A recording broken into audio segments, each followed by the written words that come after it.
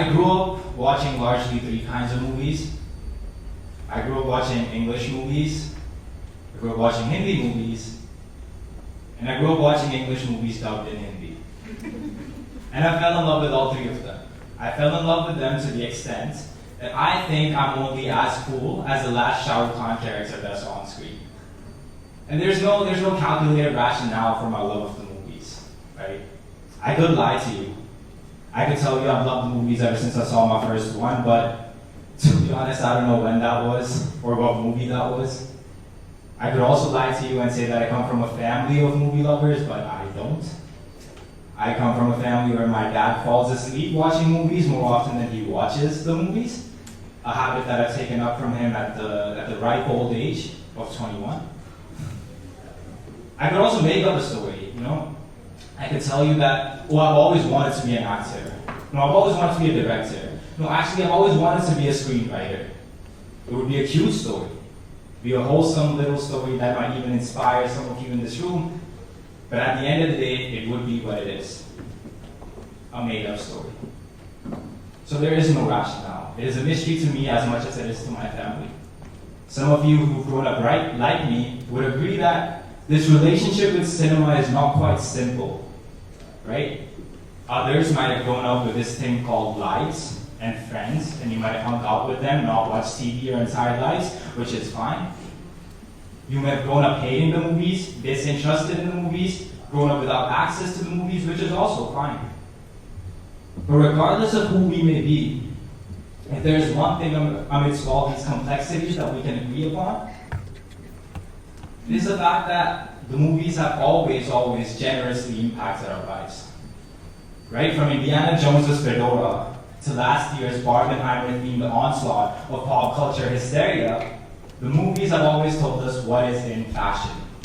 And it's not just watching the movies. I mean, we try and hold our cigarettes like our favorite movie stars. Right? We look out of car windows when it's raining, pretending we're in the coming of age film. Sometimes when we're walking across Queen's Park, we're told to take another way around because they're filming a movie. And we're late to Intro to Sociology once again. Everyone from the movie star that we're imitating to the guy telling us to take another way around, they exist because the movies do. All of them together form what is known as movie culture. But movie culture is changing. When my parents were growing up in India in the 70s and the 80s, they had radio programs and radios, they had newspapers and magazines, but TVs were not that common. My mom tells me stories of how our entire village would get together every single Sunday to watch the one movie that the national channel would broadcast every weekend on a box TV set. You couldn't own a movie, let alone owning multiple, and theaters were a luxury then as they are now. Perhaps that is why cinema was the pinnacle of entertainment. You didn't know actors or filmmakers, but you knew the characters and you knew the stories. That is perhaps why, to my mom, Leonardo DiCaprio will forever remain as that guy from Titanic. My dad might not know who Sean Connery is, but he knows who James Bond is. But that's flipped. If I were to ask you if you knew who Paul Atreides is, or who Julia Carpenter is, you might not know, but the actors who play them, Timothy Chalamet and Sydney Sweeney, might just ring the bell. And if you wanted to, you could whip out your phone right now and start watching a Timothy Chalamet movie. It would be disrespectful, but I'll understand because it is Timothy Chalamet. You could go through their entire filmography without even leaving your bed. And not just their filmography, right? What is Timothy Chalamet's favorite food? Where did he go to high school? Everything down to his 2015 rendition of Nicki Minaj's Roman's Revenge that he did at some random talent show. All of that for your leisure, at your own leisure. Social media has made the world of movies uber accessible to an extent that has never been seen before. Everything is at your fingertips. As my parents would lovingly call it, the world is at your fingertips. But while this industry that had always been shrouded in mystery and wonder begins to shed its layers, so does everything else. Everything else also becomes accessible. And I believe that in this world that is at our fingertips, we have combined and combusted into one giant consumer who looks for just 4 things in their products. Fast, quick, short, and good. We want our things fast. We want them to be short. We want the impact to be quick. And when all of this is over, we want to feel good. We want the process to be enjoyable, to be entertained. And in this world that is at our fingertips again, the thing that remains closest to the motion picture, or rather, the next evolution of the motion picture, is TikTok and Instagram Reels, right? Similar gratification, a similar rush of dopamine. Any genre that you want, romance, comedy, horror, true crime. Your favorite, not celebrities, your favorite influencers, but the same narrative, right? But not a 2-hour commitment, not a 3-hour commitment. 30 seconds, bite-sized packages. And unlike movie recommendations, when you tell your friends to watch a TikTok, they actually go and watch it. Some of us here might have entire Instagram conversations dedicated to just sending reels back and forth. And that's fine. But all of this does come at its own expense. Right? For some reason, spending an hour on TikTok does not seem as boring as spending an hour watching a YouTube video. Although we might not remember the TikToks that we watched in that hour, what is important is that we did access TikTok. Out of all the mediums of escape available to us, use TikTok to escape into the world of the motion picture. But now there's a question that I would like to ask you and I'd like to ask myself. Because it's understandable, right? Sometimes our days are so packed that 30 minutes on Instagram are all that we need, just the catharsis to make our days better, just to escape. But what's the end game here? Right? What happens when we do escape? Because all of this is not going away. I mean, we will continue to have jobs, hopefully. Our rooms will stay a mess, hopefully not. Governments will change, as governments often do. People will cry. Some will listen. Fewer will pay attention. Buildings will be built, and buildings will fall down.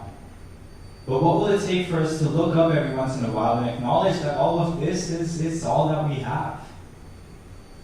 And I think movies could be the answer to that question. When you watch a movie from a specific place, you're not just exposing yourself to the aesthetics, or the VFX, or the characters, or the story. You're exposing yourself to a people, to society, right? To the nuances, the way that they talk to their parents, their accents, the traditions that uphold their societies, the taboos that tear them apart.